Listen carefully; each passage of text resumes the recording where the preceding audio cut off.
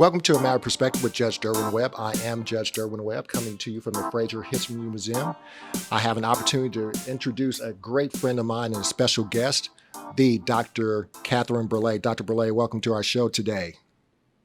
Thank you. Thank you for having me. Dr. Berla, you and I have been friends since I've come onto the bench.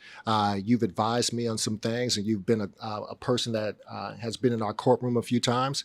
But we're talking about a special issue today, a special reason why you're here. We want to talk about our kids, talk about some of the things that they're experiencing. But before we get to that point, I need to let the audience know about who you are, where you come from. I know that you're originally from Louisville. You're a Ballard High School graduate, and you went to college out of the city. So tell us about your matriculation from high school to college. Well, I went to college in Connecticut at Wesleyan University. And from there, I lived in the Boston area for a little bit after graduation, and then came back to Louisville and started graduate school here at the University of Louisville, where I earned my master's degree and then my doctorate in counseling psychology.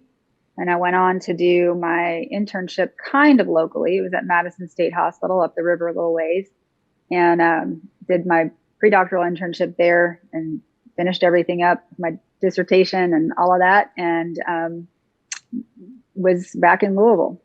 I had started in private practice right after I earned my master's degree, I started private practice. So that was about 1997. So I've been in private practice continuously since 1997 here in Louisville.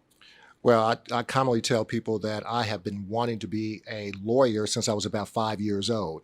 I don't recall going to class with any kids or in high school, someone saying that I want to be a licensed psychologist. What made you want to go into the field of psychology? Well, some of it was probably predestined, maybe genetically, maybe environmentally. My father was a licensed psychologist here in Louisville also. So I grew up probably absorbing a lot of that just in the environment in my home. And then I did see my father venture out, and he was a college professor at University of Louisville, not in psychology, interestingly. But he did get his license in psychology and start his own private practice when I was in middle school. So I did see the benefits of what private practice could offer someone as a kind of a flexible occupation.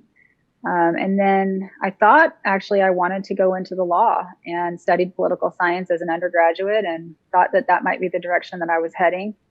But there were a couple of people that just kept telling me that I talked too much like a psychologist. And then I think my dad was more than happy to kind of give me a little nudge in that direction when I was trying to figure out the next step after I'd graduated from college. And so there were a couple of years in between, but I did end up applying and went all the way through.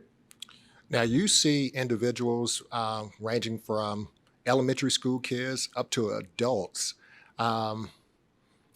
We are in the midst of COVID-19, this pandemic. How is the pandemic affecting your older clients? But I want to talk about that as it relates to the younger clients. So mentally, how is it affecting your older clients? Well, my adult patients, so I've got two sides to my practice, and one is the family law side where I do court-ordered evaluations, so like child custody and just child access evaluations. And really, most of my contact with the younger kids these days is coming through those evaluations. I don't treat the young children as patients in my office. I have a few cases that I will see where the children are coming in, not because there's really something going on with the child per se, but more because they're having adjustment issues with maybe being in joint custody or something like that going on. I do see teen clients and our patients here who are self-referred, who are not coming in because of a family court situation. And then I have adults on the private side. I think that my direct contact with people in my office is a very limited sample size because, first of all, I am seeing people who are in a position to not only pay for therapy, but get themselves to come into the office. So I think that the people who are being the most adversely impacted by what is going on right now are the people that I don't even see. So the people who are, the people who typically or are already disadvantaged, kids and adults, are the ones who really are getting the squeeze and who are getting hit the hardest. And I'm happy to talk about that a little bit more as we get into this. But just for the people that I do work with, I'm seeing the gamut. I think that the people who live alone already, the pandemic had a different effect on them than the people who maybe lived with more people in their household. Mm-hmm. I think for a lot of people, it increased loneliness, increased a sense of isolation. I have a few patients who were pretty introverted to begin with and were perfectly happy to not have the demands of the outside world put on them at the end of their workday. That may be me a little bit, to be honest with you. Yeah. But I think that we know in the industry, we know that depression and anxiety are up, with everyone. But we also know that, especially for children, that this is something that we're seeing just industry wide. And we don't really know. It's still really early days, even though we feel like we've been doing this for about 22 years right now. With this pandemic, it's really been 18 months of the severe kind of from the beginning of the lockdown forward. And we don't really know what some of these long-term effects are going to be, or even what some of the midterm effects are going to be. I think that there is going to be such a wealth of data that comes out of this experience. It's going to be interesting. So a lot of what we know right now is anecdotal, but we are having reports of anxiety and depression levels up across the board. So in your opinion, how are our kids doing though? They're I was facing a lot of including, different things. I'm including kids in that group. Uh-huh. When I talk to, I read a whole lot about the pandemic. We're all kind of armchair epidemiologists, I think, these days. But I do try to read quite a bit, and what I am reading is that, and hearing from other professionals that I speak with, is that there are some people that are really not doing well. When I look at the literature, we can't even group just kids as one monolithic category here, because we have infants and toddlers now that have never lived in a society where people aren't covering half their face with a mask. We have some infants and toddlers who have never seen anyone's face except for their parents or whoever's in their household, because they don't go anywhere. And if they do go somewhere, their people are covered, and they're certainly not interacting close up with anyone. I even know that the American Academy of Pediatrics has revamped their screen time guidelines and recommendations during the pandemic, because they've recognized that for some of these kids, the only contact they might have with extended family members is going to be on a screen. Mm-hmm. And so they're starting to recognize that there might be different kinds of screen time that are okay, like a FaceTime interaction is a lot different than just kind of zoning out in front of Paw Patrol. Mm-hmm. So again, there's just so much that we don't know. I know there are questions about language acquisition and whether there are some children who are going to have speech delays because of not being exposed in the same way that they might have been if we weren't in pandemic conditions. We're talking about, like I said before, the people who are disadvantaged under normal conditions, under the precedented conditions. Those are the ones that are getting hit the hardest now. So, if you think about being in the middle of a monsoon, if you are living in a tent or living in a home with built out of concrete blocks, you're going to have a very different experience of that monsoon. So the families that are living in conditions where they didn't have a lot of resources to begin with, or things were stretched pretty tight, you throw this on top of it, and and the bottom's getting washed out from underneath them. So we're seeing children with increased food insecurity, increased, we think, child abuse rates, unfortunately, increased rates of being exposed to domestic violence, because when everybody's shut up in their house for long periods of time, there's more opportunity for those things to occur. especially as everybody's kind of getting on each other's nerves. And when people are trapped, they act accordingly. So we know that children are being exposed to those kinds of traumas at a higher incident, even while our reporting rates are lower. And we know that, a lot of children have had to grow up very quickly and become caregivers for younger siblings because their parents have to be, they may be essential workers and have to be gone, and there was no childcare available. Mm-hmm. So we're seeing, quite a bit. On the other hand, there are children who come from some, enriched homes and homes with more resources that the parents have been able to, accommodate this a little more easily, perhaps. At least the kids aren't unsupervised, or maybe the parents have been able to construct pods with other families. So mm-hmm. they've been able to kind of build a little bit more of an enriched environment because they have the resources to do that. But I know a lot of professional parents, that I know personally, that have been at their wits' end up until maybe when school started this year, because it was just a free-for-all. What are some of the signs and symptoms of the stress that some of our kids are enduring right now? Some of the things that we need to be looking out for? Well, I don't know that the signs and symptoms are really any different than what depression and anxiety or some other adjustment problem would be under other situations. But I think anytime, if we just look at healthy organisms and how healthy organisms function, we're looking at eating patterns, we're looking, appetite, we're looking at sleep patterns, we're looking at mood, we're looking at behavior, aggression, we're looking at withdrawal, all of those kinds of things that are that would indicate that something's not quite right in that system for that particular organism. So is somebody not eating enough, or are they eating a lot more than they used to? Are they losing interest in things that normally would be interesting to them? And that's a hard one to judge when, let's say, the soccer league shut down last year, and because they weren't having games, and so your child can't be interested in soccer if the league isn't open and there's no games to play. So I think that parents need to trust their guts. They know their children. If they think that something is off, then it might be worth pursuing. It probably is worth pursuing. But, I wouldn't talk. I think that the risk that we run is trying to talk ourselves out of something that our gut is telling us. I've read an article, been reading articles trying to get prepared for today.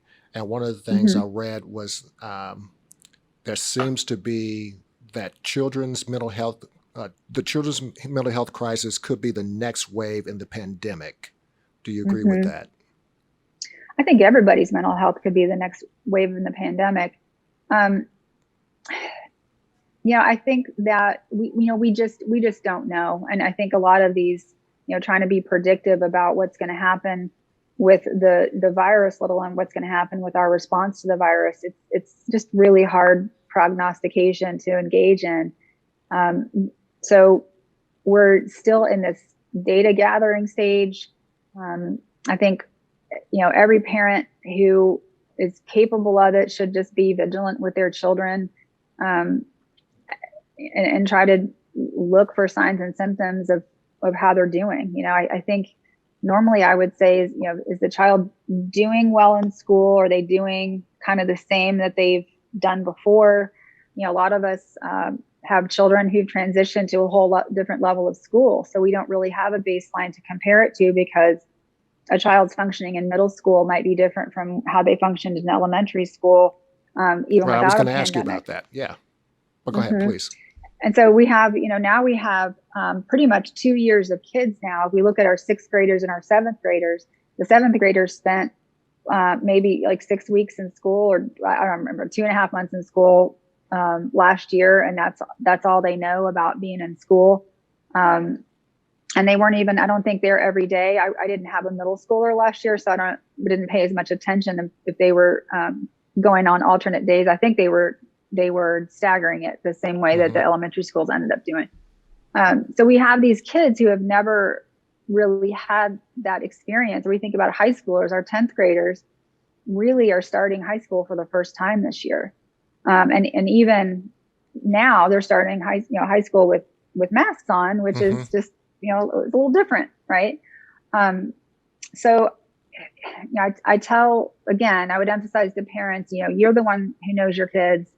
I think, a lot of parents are in crisis mode themselves and are trying to, keep their head above water. Right. And you just kind of want your kid to do what they need to do and hope for the best. But I would always defer to what the parents are saying and noticing about their children. Well, one of the things that you allude to was that we've been doing this for about 18 months now. And Mm-hmm. my opinion, that doesn't seem to be an end in sight. We could be doing this Right. for another 18 months. During Mm-hmm. this time of uncertainty, what should we be teaching our kids right now? Well, I think that the most important takeaway for parents in any situation when we're facing any kind of adversity is that if the child believes that the parent is approaching this like it's manageable, then the child will also perceive the situation as being manageable.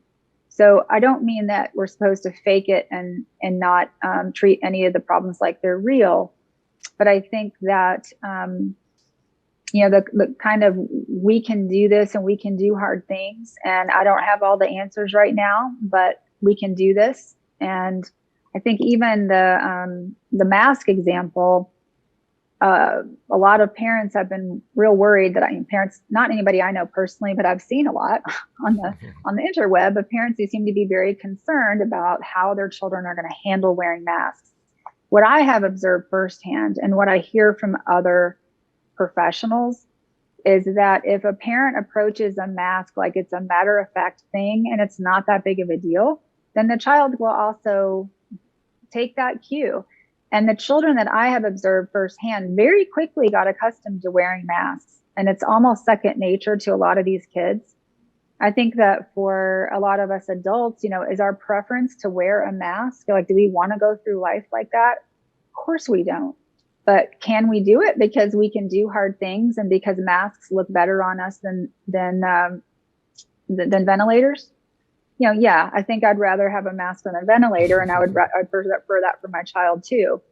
So that's the thing the advice that I would give to parents first and foremost. I was going to ask you that question because it seems to me that our kids are going to take their cues from us. So if that is an issue within your house, it's probably going to be an issue for the kid because they take their cues from us. Right. And I think that what I would tell parents is no matter what the adversity is, if you, this is when I talk to parents, when I'm dealing with these parents who are going through divorces, a lot of times we'll talk about, shielding the children from conflict, the conflict between the parents. And I think this is applicable to kind of some of what's going on now. The scenario that I ask parents about is if you're walking down with your child down the street and a hail of bullets rains out from somewhere, like, are you going to pick your child up and use them as a shield? Are you going to use them as your first line of defense against these bullets? Or are you going to throw yourself in front of that line of fire to protect them? And any parent who has any self-control at all is going to at least give me the right answer and say, well, no, of course I'm going to shield my kid. So why are we not shielding them from the controversy and from the struggle and from all of that? If we just present to them like, yeah, this is hard, but we can handle this, and I'm going to handle this for you. But in the meantime, this is what we're going to do to, protect ourselves. That's the attitude to take with your children. So even though so many families are going through some really tough times right now, that it's okay to show your children emotion, and it's okay to, for kids to see you be sad, or kids to see you be a little uncertain. But the bottom line is that you say, you know what, I don't really know the answer, or I'm feeling pretty discouraged right now. I'm feeling kind of sad. I've had a bad day, whatever it is. But I can handle that. I can be sad, or I can be discouraged, or I can be uncertain, and I can still take care of you because that's what I'm going to do. And I think that's another really important kind of just theme to keep in mind and to inhabit when you're dealing with your children in these uncertain times. Well, we talk about uncertain times. you see a lot of different things. You see a lot of different types of people that come into your office and you advise people. Based upon everything that you're hearing and the mentality of what we're going through right now, are you hopeful for things getting better in the future? What's your take on this? So when you ask me about whether I'm hopeful for things getting better, what could you narrow that down just a little bit Well, I more? guess, do you feel that people will get through this Hmm. more than anything? Yeah, so I think that I do believe that, and I think that part of what we've heard it said over and over again, we've never lived through a pandemic before. All of the people that lived through the last pandemic are gone. When we look back in history and read about the kinds of sacrifices that people made during World War I and World War II, and the rationing and the victory gardens and all that kind of stuff, we read back about the Spanish flu, where 50 million people died across the globe during the Spanish flu. 50 million. And we look at the numbers now and think, about what the tremendous losses that we've been suffering, and we're not even anywhere close to 50 million. So the human race has been through horrific things before, and we've gotten through it. Are things going to change? Maybe permanently, perhaps. Do I see a future in 5 years from now when there might be a couple months out of the year when we have this virus that pops up and is especially prevalent during January and February, and we have to maybe it's wise to throw a mask on when you go out, and maybe not go to the movies that month. Maybe this is something that we live with going forward. But we are resilient, and we don't give our kids enough credit about how resilient they are sometimes, because they really are very plastic and quite adaptable. And I think we've seen a lot of that already, that kids are taking things in stride that that we couldn't have imagined 2 years ago. So I do have hope that I know we're going to get through this. I don't know that it will ever be back in 2019 again. But gosh darn it, I sure do like working over Zoom sometimes instead of having to drive everywhere all the time. Right. So As we're doing here today. As we're doing here today, not because I didn't want to drive, but because I'm a little bit more Delta wary than. Believe me, I understand. Safety is optimum right now. Let's make this a little personal. You're a mom, and we know that our kids are facing this right now. You've had a kid that transitioned from elementary school to middle school at this point. Right. How has this pandemic affected you as you parent your child now?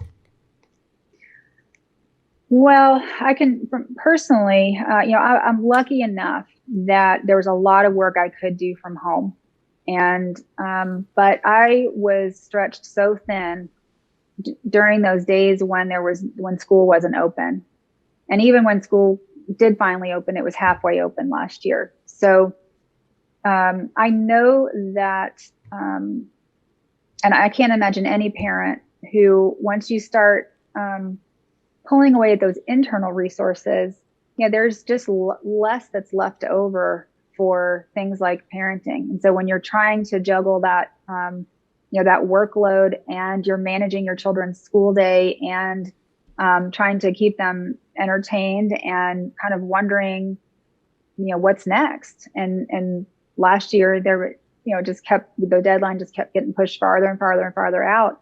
It was madness. And so I know that there were times when I was not as patient or as available as a parent as maybe my son perceived that he needed me to be, because if we're both home in the house, then he would expect me to be available to him, and I couldn't do that all of the time. And I know that I was just drained in a way that I wouldn't normally have been.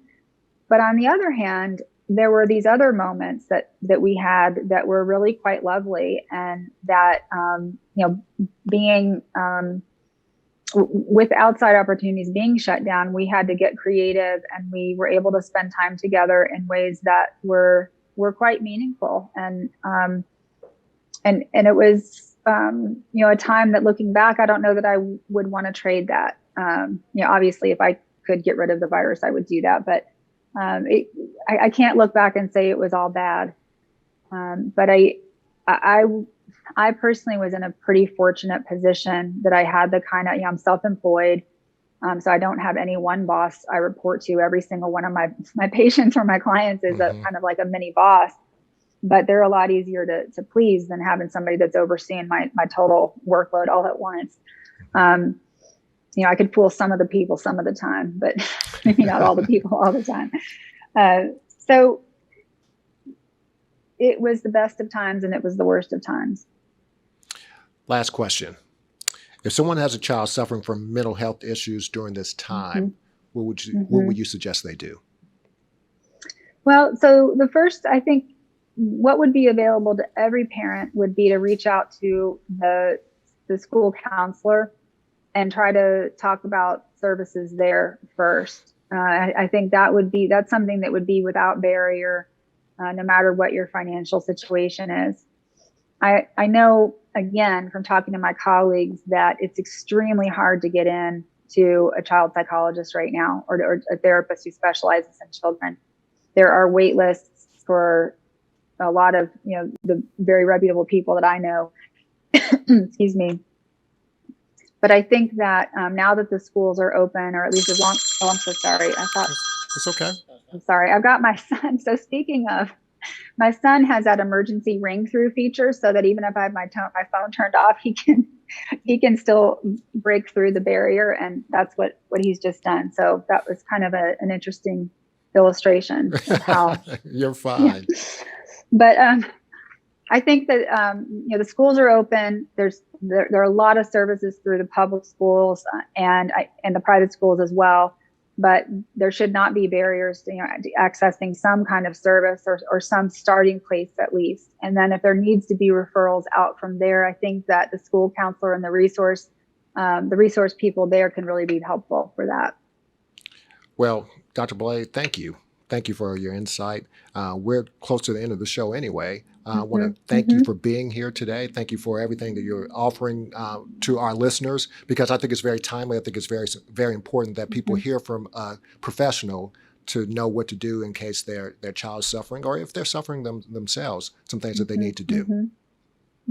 Well, thank you so much for having me. It was my pleasure. We're going to give you an opportunity to get to your son now. But I always like to close the show by saying it doesn't matter what you think. Doesn't matter what I say. At the end of the day, it's all a matter of perspective. Dr. Blade, thank you very much.